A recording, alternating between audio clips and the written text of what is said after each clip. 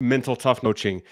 And the best advice I've ever received has to do with surround yourself constantly with the right people to push you in directions that you don't even think possible. They'll show you the path, they'll show you the way, and they'll show you the possibility within yourself and what you can create in this life. Ooh, that's really good, Matt. So who told you that? When did you hear that advice? I've heard that from multiple mentors that I've had in my life. And it started with my parents, of course, growing up and, getting to work with, coming up in the sports world and just school and just dealing with life. And then one of my uncles always used to say that as well. My uncle Jim just give me that advice because it's all about who we surround ourselves with. And then just over the years, right? Even my current coach now, we constantly talk about just like, what masterminds are you part of? What coaches do you have? What type of, for me, entrepreneurs are you hanging out with? Like people like you, Phil, like, am I connecting with you and others, experts in the space? Because we're out here on a mission to help people. And again, you just, when you get that third party perspective, I don't know if you see this as well. When you get that third party perspective from someone, it changes everything because they can see things that you cannot see. And we're often blind to, and the things that we think are hard, they're like, my gosh, like, no, I've done it, or you can do this. And they just push you in that direction. So every mentor is just reaffirmed over and over and over again, but starting with my mom and dad. Awesome. I love that. Yeah, I see the same thing, man. When you surround yourself with the right people, it makes all the difference in the world. And we have to pick people that are beyond where we are. I think that's the thing. Initially starting out, right, we hang out in our peer group, and that's great. But as we grow, we have to grow into new coaches and new leaders. Is that what you Yes, find too? absolutely. And I just recently in December, I decided to join a new mastermind this past year. And these are some heavy hitters in the online space and have all these different programs, things like that. And I'll tell you, when I was talking to the founder of this group and just talking about my business and possibly joining, as soon as they accepted me, and I had to go through this interview process, as soon as they accepted me, I was like, oh no. Like you have those moments where you're like, oh no, like what just happened? And because I knew I was walking into a room of just people who are killing it, are doing amazing things, and who are past where I'm at in business. And it's that little bit, that scary factor that, but I knew because I was scared, I had to do it. I had to commit. I had to spend the money and go invest my time into meeting with these individuals. And it's been, in 6 months later, it's been such a good use of time. It's shifted my perspective in so many different ways. And again, I've met these people who show me the possibility, and they're there every day who want to help me. It's amazing.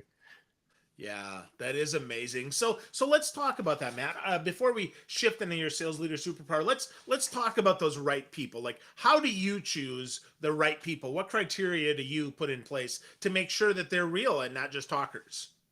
Yeah, such a great question. And for me, it comes down to some fundamentals, right? Of, do they have that integrity, that honesty? Like, am I connecting with them? Do they feel like a humble person? And by humble, I don't mean meek or weak. I mean, humble is just they're about building others up, right? And so I can, just by talking with people, you can kind of flesh that out, right? And you can kind of understand really where they're coming from. And frankly, would I like to hang out with this person, right? Would I enjoy the conversation? Are we going to go deeper in conversation? And so I'm always looking for that of like, do we have similar value sets? And then another key thing for me that I look for, especially from like a business mentorship, from a sales leadership perspective, is to your point, have they walked the path? Right. And are they the type of person who's going to push me and hold me accountable to doing the work and getting out of my way and calling me out when I need to be called out and congratulating me when I need to be congratulated? But have they walked the path and can they really push me out of my comfort zone? So that's what I really look at. When I hired, my most recent coach that I still work with to this day, I met Jim at least 8 years ago, if not 9 years ago. And we both spoke at this sports psychology conference at this university. And I knew I had to meet him. He was in a different time slot than me, but I listened to him speak and I went up and met him. And his bread and butter is NFL quarterbacks and NFL players. And he works with a bunch of business people and leaders. But I knew I had to meet him. And so we just kind of kept this relationship over the years until a couple of years ago, I finally called him and said, it's time. And I need you because you are me about 20 years from now. We've walked very similar paths. You've done it. You're working with the best. You challenge the best. I need someone to really push me and kind of cut the BS with me for all intents and purposes. And so this guy, having met him, having talked with him, I knew he was the right guy to hire in this case, but to surround myself with. And we just got off a call yesterday and talked about all these programs we have coming and everything we're up to. And he's pushing me. Let's put it that way. Awesome. That's great, man. It's great to hear, right? Iron sharpens iron. So we need folks that are going to push us. So with that, right, for the sales reps that are listening here, right, you need a good sales leader. And we're going to talk about kind of those sales leadership superpowers, but take me back, Matt, in your career, who was maybe one of your most memorable, for bad or for good, sales leaders? So I have a couple that come into my mind. One, because I think sales leadership, right, you have to walk in with a clear understanding of a philosophy around leadership, right? This is how I'm showing up. This is who I am. These are the expectations that I have set for the entire team, right? And that clarity up front is, I think, critical. And there's been two sales leaders I've had.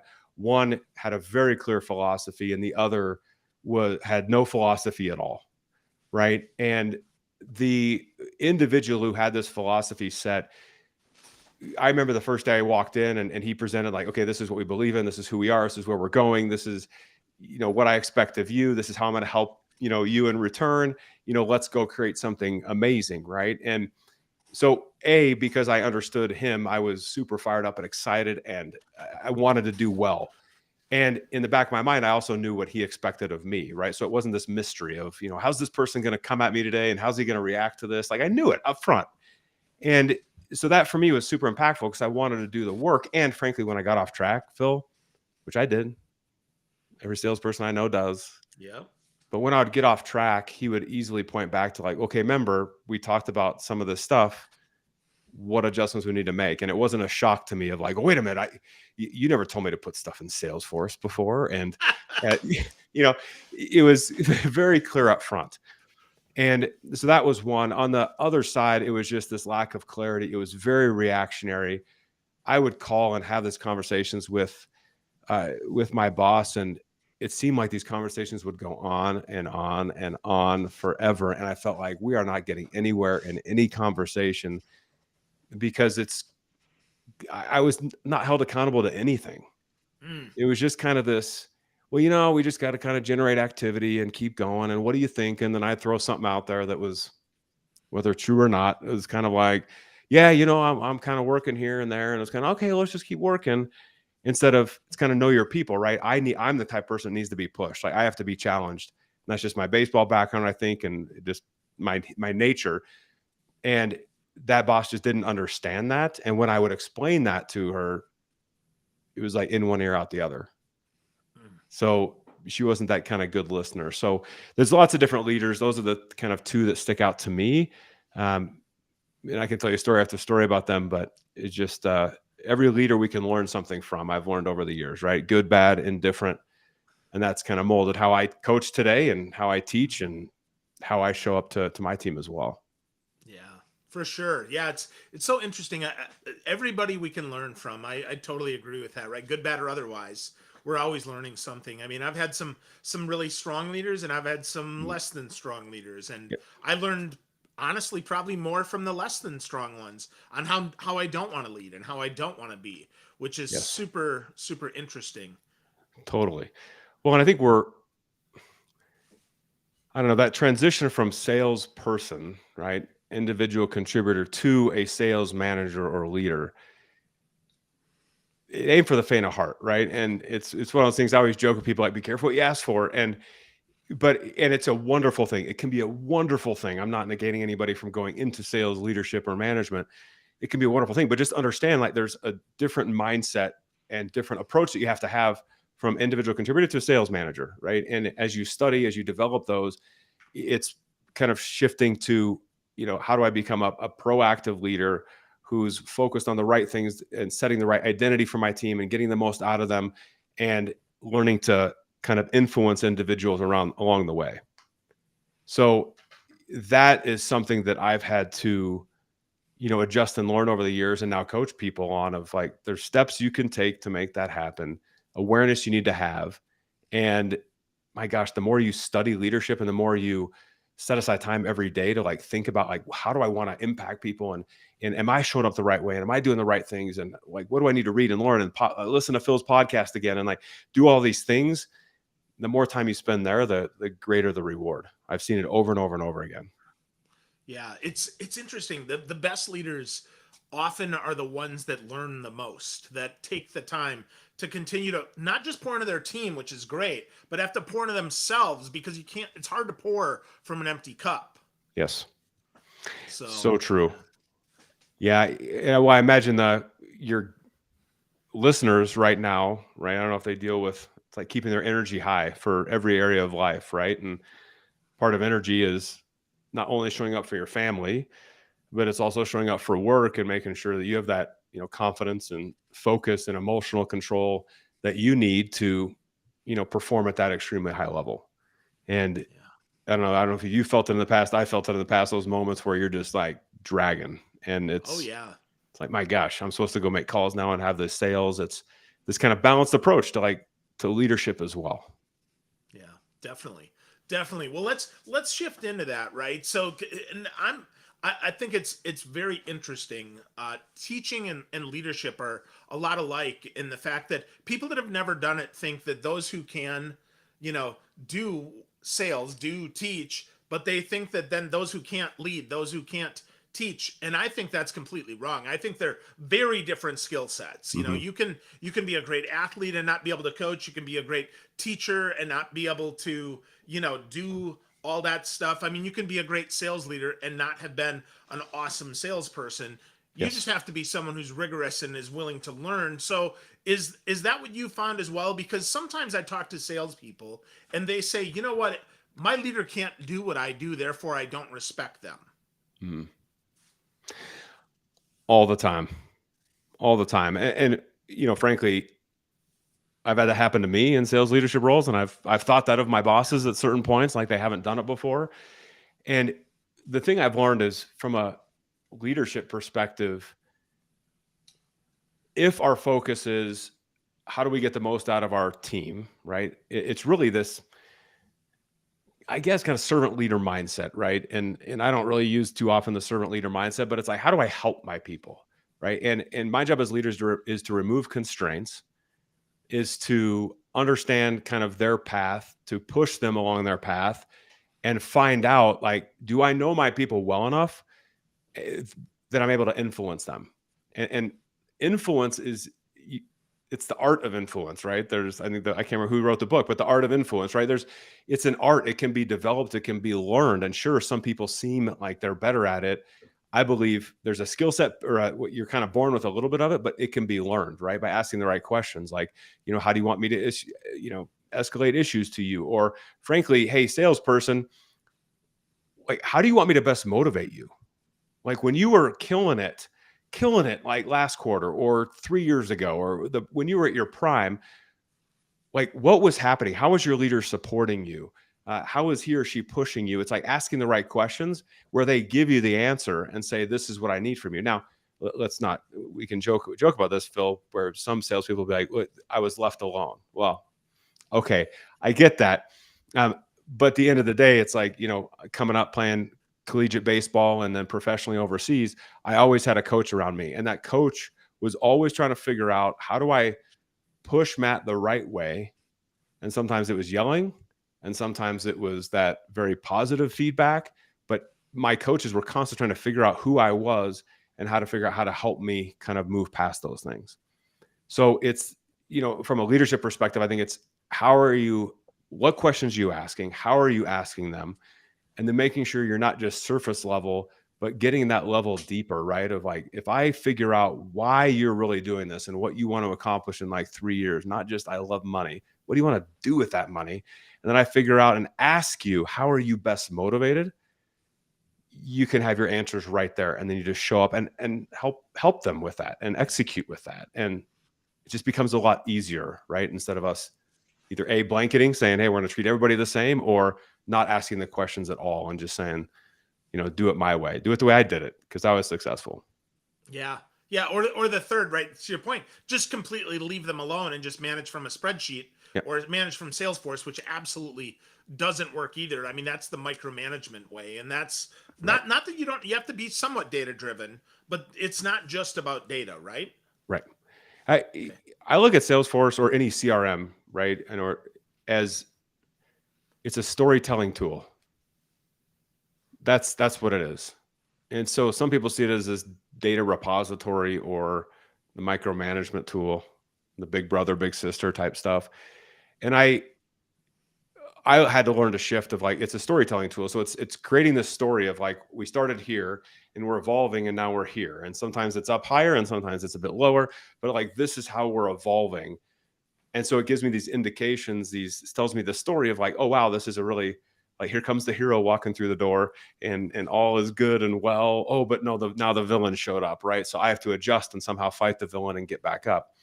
And I think if we start shifting perspective around that, it just makes your life a heck of a lot easier, right? Where I'm not inputting data to input data because if it's not in Salesforce, it doesn't exist and I don't get paid commission on it. It's a storytelling tool. And like we're evolving this organization and evolving you to help you achieve your goals. And it's in my business, what I love, obviously, I introduced myself as a leadership coach.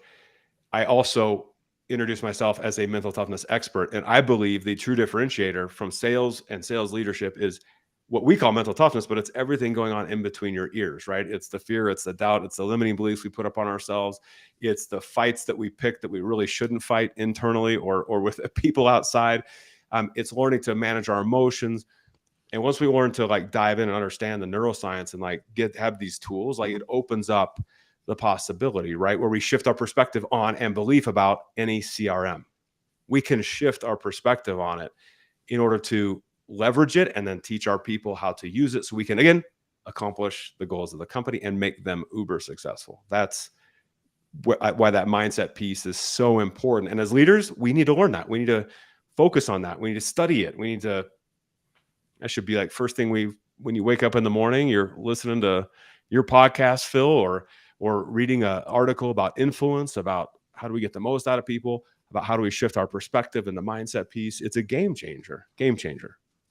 Yeah. Well, that's definitely a big superpower is understanding how to shift one's mindset. That's a big one. So before we hit the some other superpowers there, Matt, what are there books or courses that you've taken or coaches that you've had that help with that? Because I know a lot of, I've talked about that, but for sales leaders, it's kind of tough. So what are you putting in your head to get that stronger?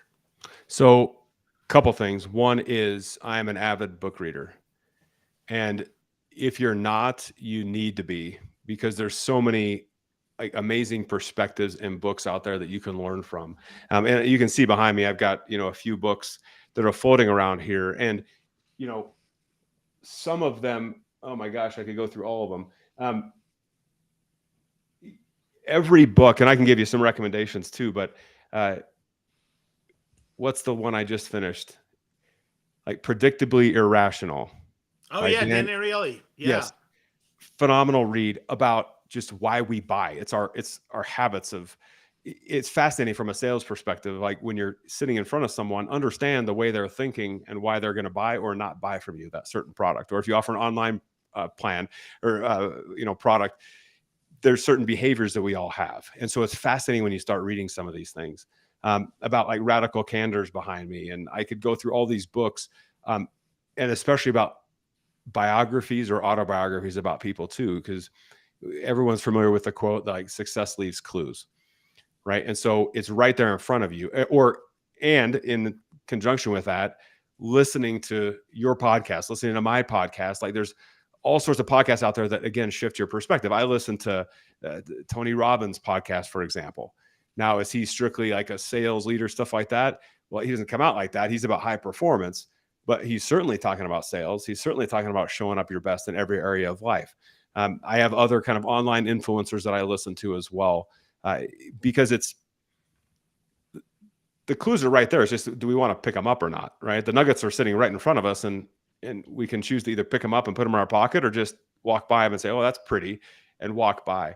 I'm just a big believer, Phil, in like taking the information and then implementing it and doing it and trying it. And that's how I built my methodology from scratch. Honestly, that's where the business came from, 11 plus years ago. Was I read all the books, I was doing all these things, and I'm like, I'm going to put these into practice. I'm going to see what works and what doesn't. And that's where my entire methodology came from.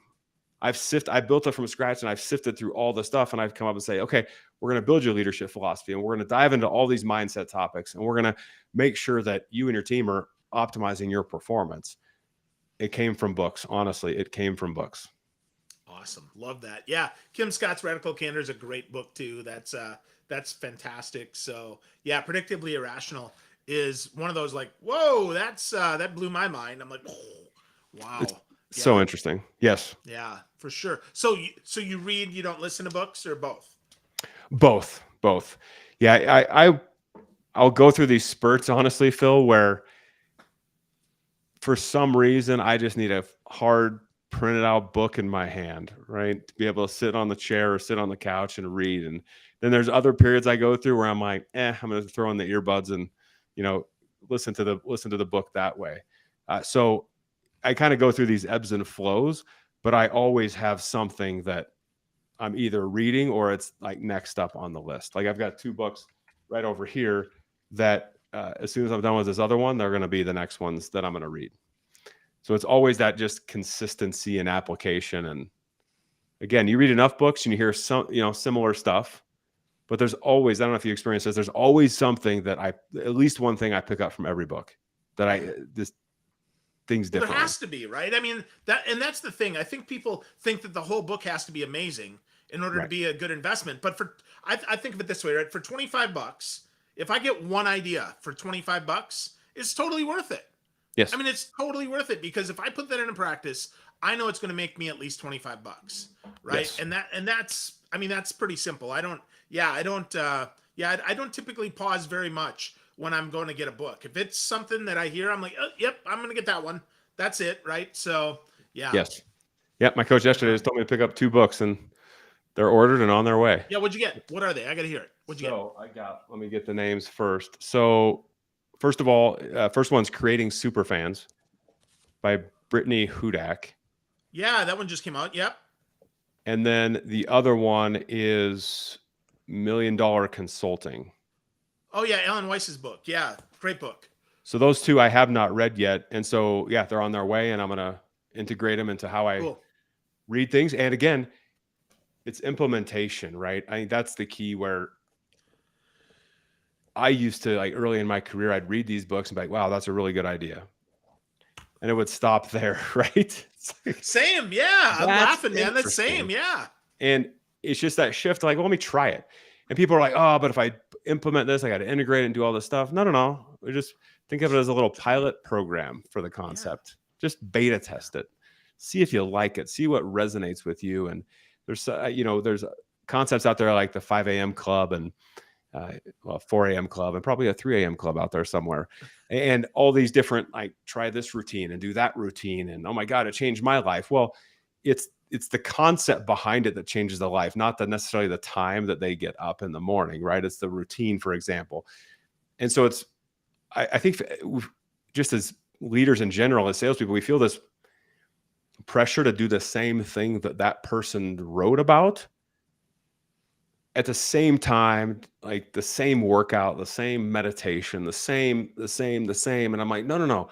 There's a routine in there that they're trying to teach, not get up at 5 a.m. or not get up at 4 a.m. It's find a time that works for you and then have the routine. That we're missing the important part of this whole thing of, like, start your day out differently, or, take a break during the day. I mean, we can look at the science behind it. It's figuring out what works for you, but doing the action, I think, is the critical piece to it. At least that's what I found for myself and my clients. I mean, I have clients who tell me all the time, like, no way I'm getting up early. No way. Okay. And I'll challenge them sometimes, like, get up 30 minutes early, start your day out differently. Like, no way. I'm like, okay, then how are we going to optimize when you get up? So agree to a time that you're going to get up, and then let's optimize from there for 30 minutes. Let's optimize that. And just that one shift, we're getting the whole point to the training and teaching and coaching, but it's flexible to meet them where they're at. Yeah. So yeah, Yeah. Well, it's the principle of yeah, getting up at 5 more than it is the practice of getting up at 5. I mean, the yes, practice certainly is going to shift, right? I mean, 5, 6, 7, 11. yes, I mean, if you're a third shifter, right? I mean, getting up yes, at 5 is ridiculous. You're working. yeah, But it's the principle of, to your point, how do I take my routine or how do I create a routine? When does it need to start so that I can actually implement it? And I think that's a big miss, I think, for a lot of folks. yes, yes. But again, So as with anything, you own it. So if you want to well, do that's it, do it. it. Yeah, it's your practice, not Yes, mine, right? It's yes, your practice, and I think it's a practice for a couple of reasons. One, it's not perfect, so we got to yep, practice, right? And we have to view it as that because it's not going to be perfect. We do it as often as we can, and the right. real game is the work. A lot of times, right? But by good practice, we get to do good work, and practice also really that is the work, because if you can create the routine, the rest of it kind of falls in together and just I don't want to say just happens, but if we do a great job of prepping, I mean, you played pro baseball, you Hmm. hit, batting practice, you hit 1,000 balls. By the time you get to the game, that muscle memory's there. Yes, Now you can't account for the fact that this guy's got a better curve or this guy's got a better knuckler and his fastball's 99 and this guy's only 91. You can't account for that. But yes, certainly you know what to do. I mean, you're not freaked out. You've been in that situation, whether it's yes, 99 or 91 or 81. It doesn't matter. yes. That's so true. It's a whole thing of, one of my mentors says that action eliminates fear. And I think action eliminates overwhelm, action eliminates fear, action eliminates like unhappiness. It's what action can you take to get out of your head, because action gets you out of your head and shifts your body and physiology and all that sort of stuff. And but it's the action that, even when that, you know big problem we're perceiving as a mountain. I've been there, right? I perceive mountains all the time, but I learned to look at them and be like, but what's the first step I can take? And what I usually end up finding 99% of times is that mountain was a molehill. It was a small thing, but it took the action first, not sitting there dwelling on it, things like that. And that's the same thing as baseball. I mean, my dad, my dad passed away a number of years ago. But he used to just roll his eyes and say, you used to make me throw you soft toss and take all these swings in the backyard, like for hours. I'd be out there with him and I'd drag him out there. And he was nice enough to, go out there with me.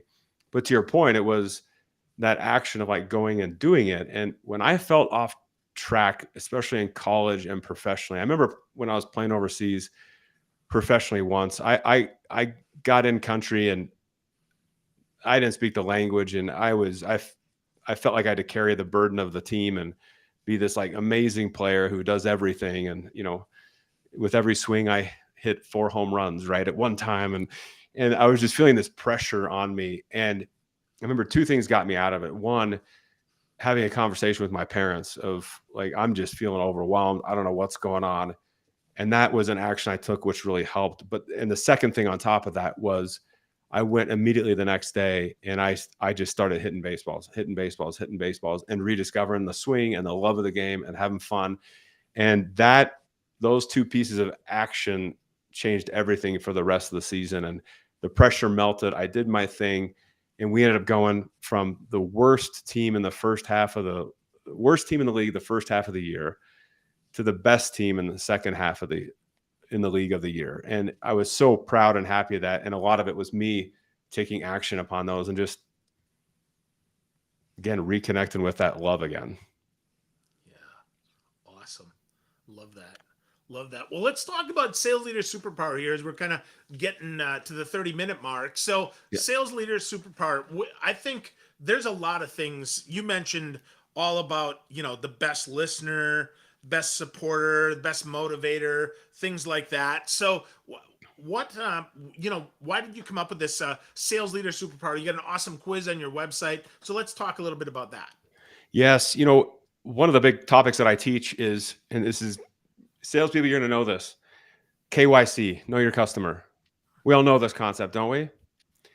And here's a gap that I've saw over and over and over again. I've seen this in my entire 11 years in this business is we have this amazing amount of diligence when we're going after prospects, right?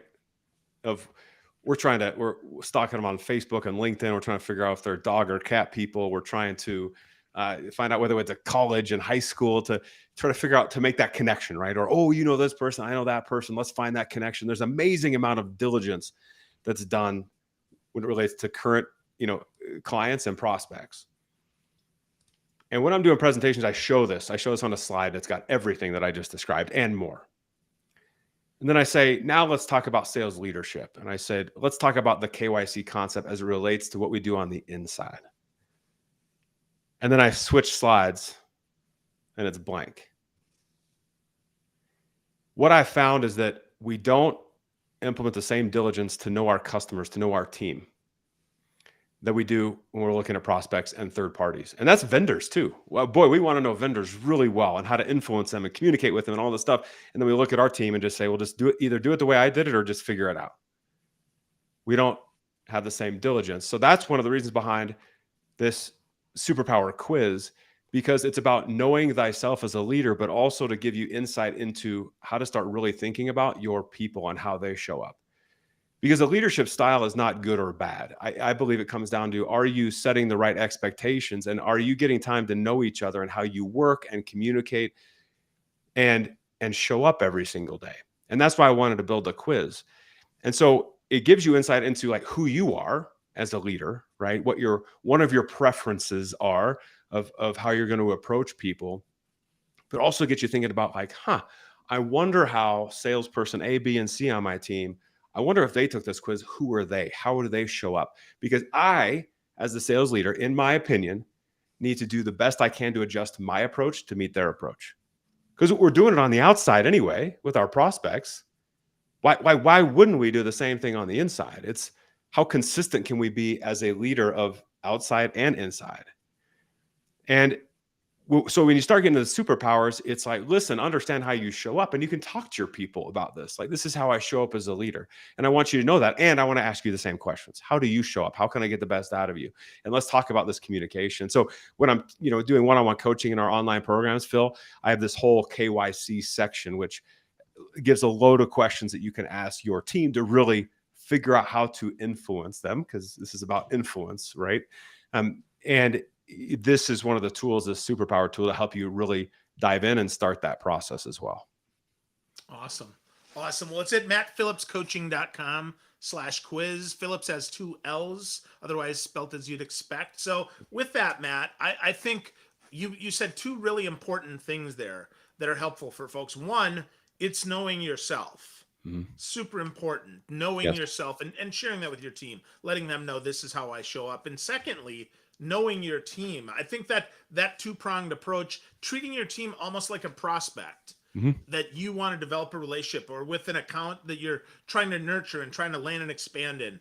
I think it's super important that we do that. And I agree with you. I don't think many leaders do enough of that. So talk to me about some of the obstacles, or I don't want to say objections, because that might be too strong, but maybe not. I mean, what are some of the challenges there that sales leaders have to kind of work through in order to get to a point where they can do that? That's a great question. So there's a couple things. One, when we talk being mentally tough, I think there's a couple components around mental toughness that are critical, right? And I love this topic because there's certain words or phrases we use in the world that are just squishy. They're a little squishy, where people are like, yeah, I want that, but I don't really know what that means. So, cool. And I remember when I started out my business, I would lead with mental toughness, like, oh, we're gonna help your people become more mentally tough. And people are like, oh yeah, I want that. And then no one would buy. And it was until I switched to like leadership that everything changed. But I think it's funny with sometimes even with leadership, right? If I were to walk into, your office today, Phil, and we're have a separate call, or, any of your listeners, if I were to walk into your office today and say, I need you to be a better leader today, and I turn around and walk out, like, wait, come on. Like, what? They're like, what? Like, what's this guy mean? And it's like, come on, Matt, like, tell me, do you want me to walk faster? Do you want me to appear busier? Do you want me to show up earlier, stay later? Do you want me to, like, what does that mean? And that's, first step, I always start with people, Phil, of like defining that leadership philosophy, right? It's you have to put effort into really taking a step back and being like, this is the type of leader I want to be. And the actions the actions I'm going to take to make that happen so my people can see it happening live in front of their face, right? That's really the first step of defining that. The second part is this mental toughness. So mental toughness is squishy. I don't know if you agree. Like, have a strong mindset, be resilient. Okay. Yeah, good. Well, Yay, good stuff. Yeah, sure. Okay. I got yeah, that. Or yeah, what are boom, you boom, talking boom. about? Like, let's do it. And so we've defined like what does being mentally tough actually mean, right? So it's 5 elements we talk about, and it's the first is confidence, right? So do I have the self belief when I look in that mirror? Am I a good sales leader? Now, are we always improving, growing, developing? Sure, but I have to have that belief first in order to grow. The second is focus. So what am I focused on? Why am I focused on it? What distractions are out there in front of me that I need to start avoiding? What constraints am I taking away? That's that second element. The third we call control. What I mean by that is emotional control, right? So, we all have things that throw us off track, but how do I anticipate those things to have the right emotional reaction to it? The fourth element is all about energy, right? So we take kind of a holistic approach here, Phil, where it's, you have to take care of yourself. You have to recover. You have to eat well. You have to drink well. Like, you have to do the right things so you can show up with a tremendous amount of energy, positive energy with your team. And then the fifth element is consistent action, right? Intentional, consistent action. So when we're kind of driving this, I'm constantly analyzing all my clients to say, okay, where's their confidence level at? Are they focused or are they distracted? Where's their emotional control at? Because boy, they seem ramped up right now. Where's their energy level at? Because they seem really tired at the moment, or they seem really a ton of energy right now. And are they being consistent? And so for me, I'm constantly going through that with my clients to be like, okay, this is what we're focused on. This is what we're focused on. This is what we're focused on. And so when you start building some of these components, that's where then that confidence level grows, where you can look at some of the superpower stuff. The superpower stuff's built in your leadership philosophy, by the way. So you kind of know thyself and your team starts understanding expectations. And then we just grow, develop, optimize based off that, from that jumping off point. So it's absolutely can be learned, but it starts with, are you clear on that leadership philosophy? And then are you really working on yourself and carving out time every week or every month to think about leadership? May sound silly, but to think about leadership. And a lot of times people are like, I'm thinking about leadership all the time, every day, hiring, firing, do all this stuff. I'm like, no. Like a couple hours just to be like, where's the team at? Where am I at? How am I performing? How are they performing? It's asking yourself all these questions as kind of the CEO of your little leadership business to make sure you're doing the right things and making the adjustments. So that's a probably long-winded answer to your question, but those are kind of what we're trying to drive and what I'm constantly focused on for myself in my business. Yeah, no, I think that's a great answer. I think there's a lot there and a lot we could unpack, and we should probably do another episode and unpack some of that stuff. But I'm gonna dive in right to that leadership philosophy, because I think that's our starting point, Yep. right? And then we can maybe talk a little more. And that is, so how do we find that leadership philosophy, man? If we've never thought about this before, Yep. because many leaders have never been told. They've been said, hey, we're challenger sellers, but there's no leadership philosophy other than, be good to your people and get the most results. Right. Well, that's not a philosophy. Right. That's like, yeah, no kidding, right? Like, of course that's what I want to do, but I got to unpack that. So how do I figure out that leadership philosophy? Where do I at least get started with that?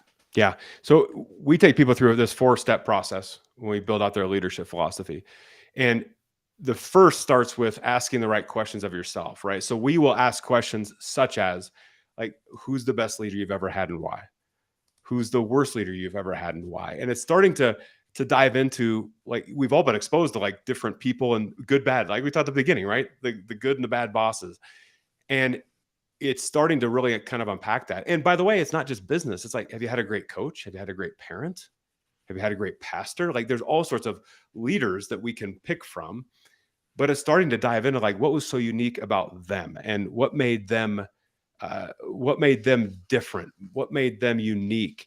And then we ask a lot of, there's like 12 questions, I think, in the questionnaire, Phil, that we go through to then really help you hone in on like, oh, okay, this is the type of leader that I want to be. And so once you ask those questions, then you can start drafting it, right? And looking at others. So it's almost going back to books a little bit, right? Of looking at, oh, this is how others talk about it, how, Matt's other clients have done it, and putting it to paper. That's the other thing I hone in on a lot is, I've got whiteboards all over my office. I just bought this brand new vibe board, which is awesome. Oh, You you can got a like, vibe board. I want one of oh, those. it's killer. It's killer. You got to get one. I mean, whiteboard, share it. I can have you join. I mean, it's really, really cool. And I'm just learning that thing. But it's getting our thoughts on paper and then looking at it, because the brain sees it differently, right? When you hear something versus see it versus repeat it versus teach it, right? It's that retention goes up, but it's like testing it and putting it on paper to see. So we have people kind of draft it and go from there. But really, the place to start, aside from, let me take a pause for a minute. Step 3 of this is actually defining the metrics that you're going to track, the actions you're going to take. But when we just back it all the way up, it's starting to look at those bosses that you've had and having that honest conversation with yourself about, like, who do I want to be? How do I want to be remembered? What's the impact I want to have? That's the starting point. No cliches, no putting stuff down on paper that you think is cool because everyone's saying it. No, what is unique to you? Like, I know you want to write down. Everybody here's like thinking themselves like, I have an open door policy. And I know you want to write that on your leadership philosophy. Don't do it. Don't do it, because that's not unique to you, right? It's what's your uniqueness. Like, reflect upon that. And it's a game changer for just how you show up and what you get out of people, right? It's, when you look at the superpower quiz, right? Phil, you just took it right before we saw the email come through. I'm like, oh man, Phil's on it. Here we go. And you were a heartnator from what I remember, right? Yep. And we go through and it's define a little bit about the heartnator, right? Which means you're going to show up empathetic, that you are like going to lead with that heart, like I care first, right? That's kind of a preference of yours. And there are other ones like the visionator, like you're that leader who's just like they're out there, they're conceptual, they're out there crafting the future like all the time, right? And then we have that kind of procedurator, as I call it. Like I'm channeling my Arnold Schwarzenegger Terminator stuff. Procedurator. Procedurator. That's what I should have done in the videos. There you go. But it's like, okay, you are a process person, all the stuff. Like, there's nothing wrong with any of these. They're actually all very beautiful. It's just you have to spend the time understanding that about yourself, because you're showing up that way probably anyway. And then figure out how you need to show up for your people and understand, are they a visionator? Are they a procedurator? Are they a numberator? Like, what are they, so that I can adjust my approach to them? And that becomes an input into that leadership philosophy of like, oh man, if I'm a heartnator and I lead with that empathy, embrace the empathy.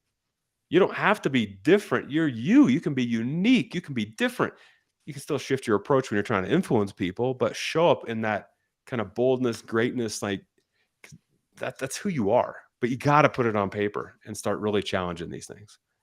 I love that. Yeah, I'm a big paper guy. I've always got a couple notebooks handy. I've got a nice brand new one here that I haven't even I just took out of the plastic. Ooh. Yeah, so this is pretty nice. I can't remember where I got this. Probably at Staples or something. I've got this, and Yep. I'm always taking notes and always thinking and then reflecting back. And I think that is a great place to start. So friends, if you're listening, if you're thinking about where to start, I would actually encourage you, take Matt's quiz. Go to mattphillipscoaching.com/quiz. Take the quiz and then reflect on that. Pause, take some time, see where you are. And if you're not reading, I love your point, Matt. If you're not reading, you're really not leading. You're really just kind of following. So take the time, pick a book up. It isn't just science. There's a lot of practical stuff in these things. And then your point about trying it, I think, is fantastic, Matt. Just try it on. See how it works. It changed 1%. Do something a little different. If it fits, it works, cool. If it doesn't, cool too. Make that happen. So Matt, I'm going to give you the last word, though. If folks are getting started on their sales leadership journey and they're like, I want a good first step that I can take to be just a little bit more effective in the first 90 or 100 days that I'm starting out, what would that be? It's a loaded question, Phil. One thing.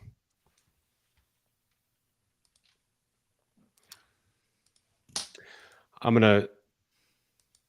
try to say one thing. I might go into two, Phil. One very important thing is your time. And I know people know this, and there's lots of methodologies out there. We have our own methodology on time management, but this awareness like keen awareness of where you're spending your time and asking why. The value that adds to your day, to your personal and professional life, it can absolutely be a game changer because as individuals, we get busy. There's lots of things going on. There's challenges being thrown at us. There's new reports that need to be run. There's issues within the sales team with clients and prospects and all these different things. But if we constantly look at our time and say, is this what I'm about to do a good use of my time? What am I not doing by spending time in this area? That diligence will keep you focused on the most important things for yourself and for your team. That's probably the number one important thing that I talk to people about. The second thing, Phil, I'm going to give you two. The second thing I will tell is start asking more questions. The quality of your leadership will be directly correlated to the quality of questions that you ask. And it's a shift from telling to asking. Because asking is all about influence. It's about getting to that next level of detail. That's around your time. That's around how to get the most out of your people. That's how to set the vision for your organization and stay focused on that action. Those are the two things I'd share, Phil. Love that. Love that. Is this a good use of my time? Why this? And what am I not doing by choosing this? And then ask more questions. I think that's super powerful, Matt, and a great way to end up here. Lots of awesome stuff, Matt. Friends, if you're listening and you're like, wow, I need some more Matt Phillips, go to mattphillipscoaching.com. Phillips has two L's, MattPhillips, coaching.com. Check Matt out. Take his quiz. Check it out. It's on the front page.